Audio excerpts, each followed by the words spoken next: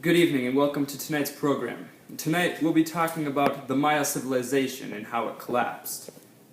I'll be your host, Brad Cass, along with... And Core.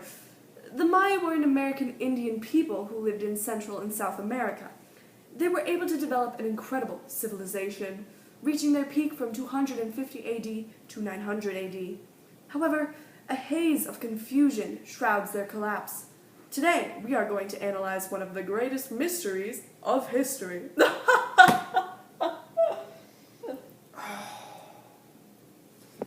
What really caused the collapse of the Maya society? What is it that caused them to abandon their cities? Tonight, we're examining and assessing multiple theories on what may have caused this decline. But first, a little rundown. The Maya inhabited an area that spanned 120,000 square miles. Their territory is now divided among several Central American countries. The Maya worshipped many gods and goddesses, more than 160 actually. Each god and/or goddess had influence over some aspect of Maya life. Religion played a major role in the daily life of the Maya. Every day had a particular aspect of religious importance, and religious festivals took place throughout the year to honor special gods. The Maya gods were both helpful and harmful. Sacrifice was an important part of religious observations. Deer, dogs, and turkeys were sacrificed to feed the gods. In addition, blood was often shed to honor the gods. Human sacrifice also occurred at the funerals of leaders. The Maya built pyramids with temples on top of them. Priests would climb up the pyramid into the temple and perform religious ceremonies. The Maya observed special ceremonies when burying their dead. Maya leaders were buried with their servants, jewelry, and tools to use in the next world. Maya families were made up of parents, children, and grandparents. The men performed the field work and did most of the hunting and fishing. The women made clothes, prepared meals, raised the young, and supplied the house with firewood and water. The Maya traded with numerous groups in Central America. They exported handicrafts, forest and sea products, and jaguar pelts. They imported jade and obsidian.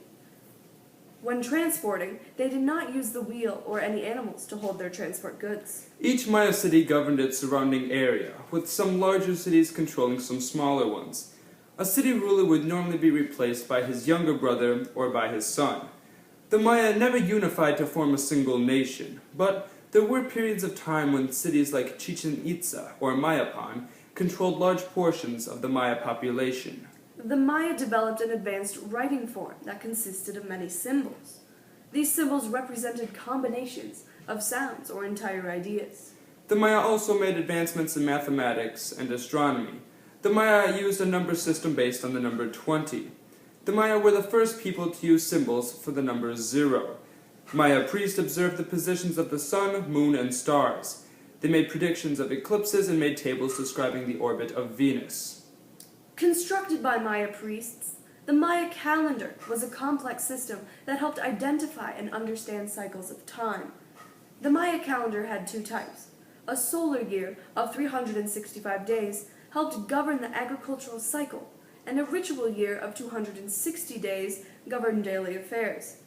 They believed that these two calendars, when combined, affected their attributes of each day and would determine the fortune of activities undertaken on that day. So when the world was supposed to end in 2012, that was the end of the Maya calendar. And look where we are now.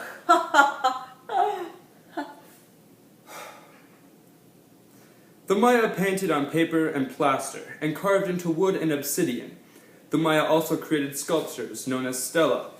They somehow moved giant rocks from the jungle and would create intricate designs in the rudimentary stone.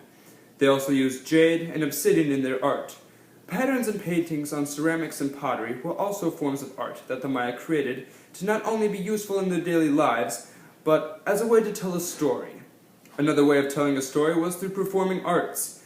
The Maya would sing and dance in front of hundreds of people, or for small audiences in smaller villages.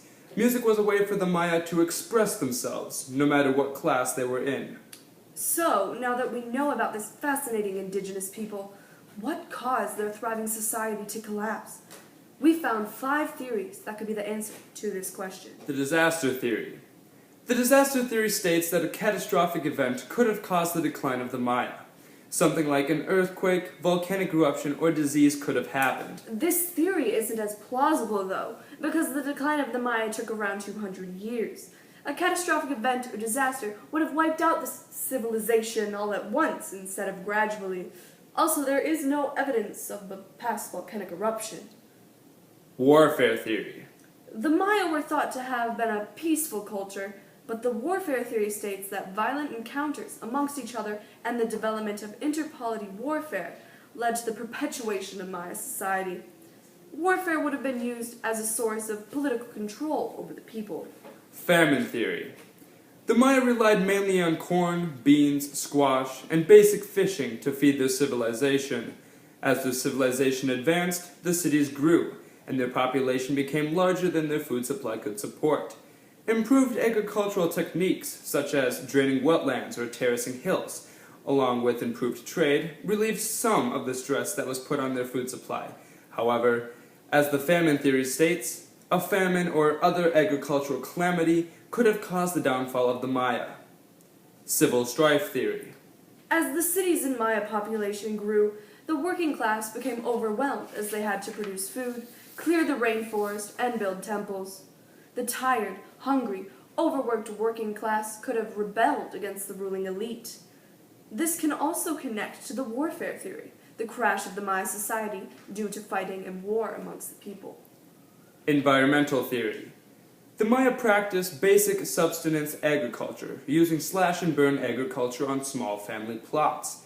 When fields are not given sufficient time for vegetation to grow back, slash-and-burn agriculture can lead to a temporary or permanent loss of forest cover.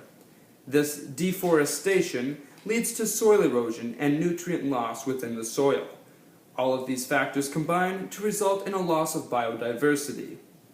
The Maya practiced agricultural techniques that made them vulnerable to droughts, floods, or any condition that affected their food supply.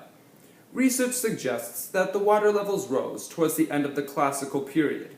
As the coastal villages flooded, people would have moved to the large inland cities, placing even more strain on their resources while simultaneously losing food supply from farms and fishing.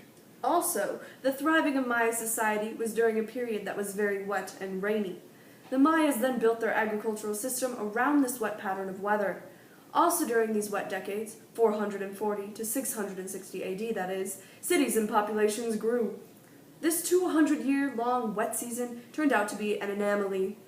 When this wet season turned to dry and hot, the Maya could not support themselves. As agriculture production declined, it is likely that social conflict developed. The Maya believed that their rulers were in direct communication with the gods. When these connections failed to produce crops or rainfall, tensions arose. Due to this environmental change theory, some of the other theories can connect and base off of this one. For example, the drought caused poor production of crops, leading to a famine.